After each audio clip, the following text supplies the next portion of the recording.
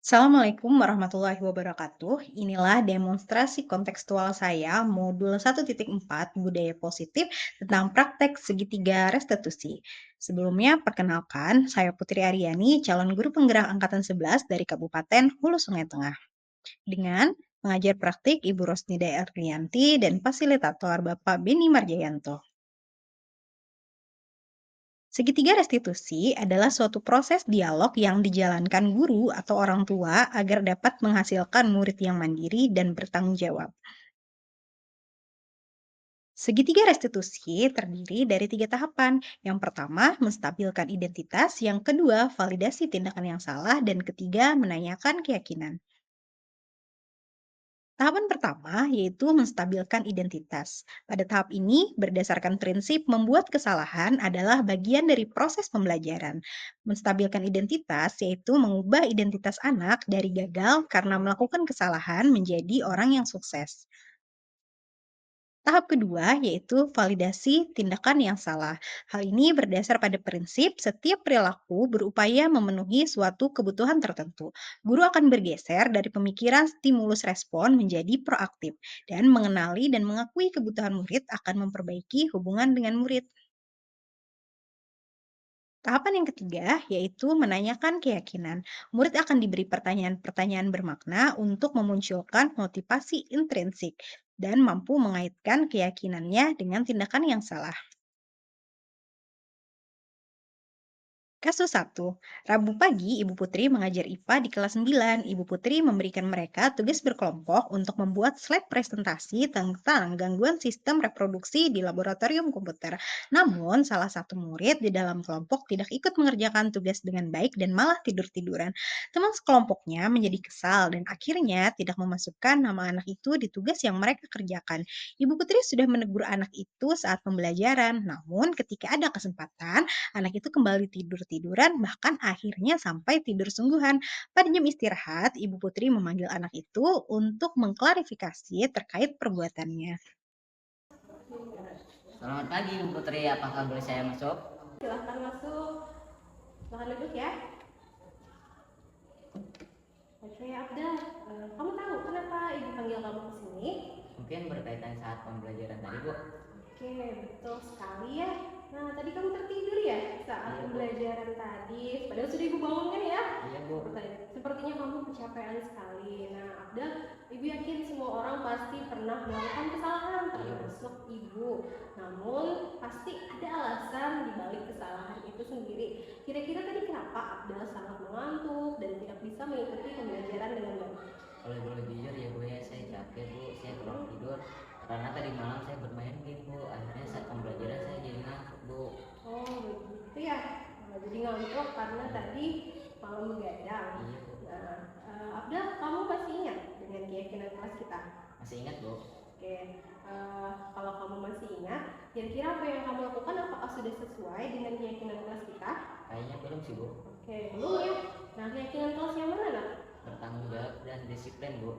Oke, nah kamu tahu ya. Nah, kira-kira bagaimana caranya atau solusi untuk permasalahan kamu tadi? Iya Bu, yang pertama saya akan minta maaf kepada Ibu karena tidak mengikuti pembelajaran dengan baik. Yang kedua, saya tidak akan tidur terlalu malam lagi Bu. Yang ketiga, saya akan minta maaf kepada teman sekelompok saya karena tidak membantu mereka.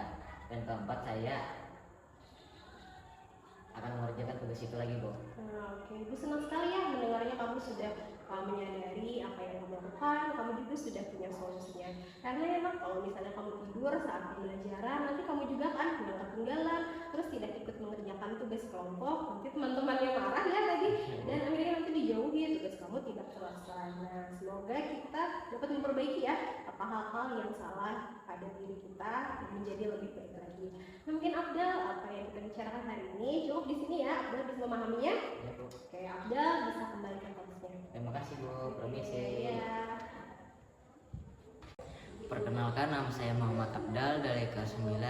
Saya sangat senang diajak diskusi bersama Ibu Putri terkait permasalahan saya yang tidur di kelas. Saya akan berusaha tidur tepat waktu agar saat pembelajaran tidak ngantuk lagi. Kasus 2. Sebelum jam pelajaran IPS, Zahra meminta izin ke ketua kelas akan pergi ke kamar mandi. Namun, sampai jam pelajaran IPS selesai, Zahra tidak kunjung kembali ke kelas. Padahal Zahra anak yang rajin dan tidak pernah membolos. Menurut informasi dari teman-temannya, Zahra berada di perpustakaan pada jam pelajaran IPS karena dirinya sedang mengerjakan tugas IPS yang belum dikerjakannya. Padahal tugas tersebut telah diberikan seminggu yang lalu. Pahitni, guru mata pelajaran IPS, menyampaikan hal ini kepada Ibu Putri selaku wali kelas Zahra. Pada jam istirahat, Ibu Putri memanggil Zahra untuk mengkonfirmasi hal ini. Assalamualaikum Bu. Waalaikumsalam. Silakan duduk Zahra. Oke Zahra, apa kabar kamu? Alhamdulillah baik Bu. Oke, alhamdulillah ya. Zahra sudah tahu kenapa Ibu panggil ke sini? Tahu Bu, karena saya tidak mengerjakan tugas IPS. Oke, benar sekali. Nah, jadi tadi Ibu sebagai wali kelas kamu mendapat laporan dari Bapak Tipni ya, bahwa kamu tidak mengikuti pembelajaran IPS dan juga tidak mengumpulkan tugas membuat peta. Betul seperti itu, nah? Betul Bu. Oh iya, benar sekali. Nah, Zahra, tidak apa-apa ya. Semua orang pasti pernah berbuat salah, termasuk Ibu. Namun Ibu yakin pasti semua kesalahan itu ada alasannya. Kira-kira kenapa Zahra tidak mengerjakan tugasnya? Ibu saya sedang sakit di rumah sakit dan saya tidak bisa mengerjakan tugas IPS. Oh begitu ya. Ibu turut prihatin ya dengan hal yang menimpa kamu dan keluarga. Nah di sini Ibu meminta kamu datang tidak untuk menyalahkan kamu ya nak, karena kita ingin berbicara bagaimana mencari penyelesaian dari masalah kamu. Nah Zahra, apa kamu masih ingat dengan keyakinan kelas kita? Ingat Bu. Nah apa yang kamu lakukan itu sudah sesuai dengan keyakinan kelas kita atau belum? Tidak Bu. Oke, keyakinan kelas yang mana? Karena saya tidak bertanggung jawab Bu. Tidak bertanggung jawab terhadap tugasnya ya. Nah, apakah Zahra bersedia untuk memperbaikinya? Bersedia Bu. Nah, kalau bersedia, kira-kira apa yang bisa Zahra lakukan untuk memperbaiki hal ini? Nah?